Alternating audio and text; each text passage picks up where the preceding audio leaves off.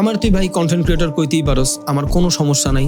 তোর একটা দুইটা নেগেটিভ কমেন্টে আমার কিচ্ছু যায় আসে না, কিচ্ছু যায় আসে না। আমি করি কন্টেন্ট ক্রিয়েটর। এই যে জুতা বাংলাদেশে কেউ বেচে না, আমি বেচি। একটা জুতার দাম 15,000 টাকা। জানে কেউ? ইউটিউবে কোনোদিন বলছি আমার ডিফারেন্ট মার্কেটিং করতেছে, আমি কোম্পানি চালাচ্ছি, এই জুতা বেচা মাসে কামায় বেটা মানুষ 40-50 লাখ টাকা।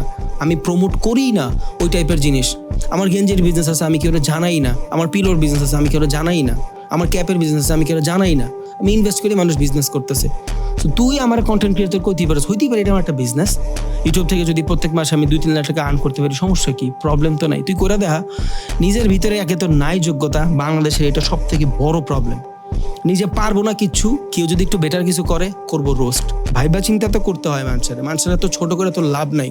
আল্লাহ মুক্ত আমাকেও দিছে।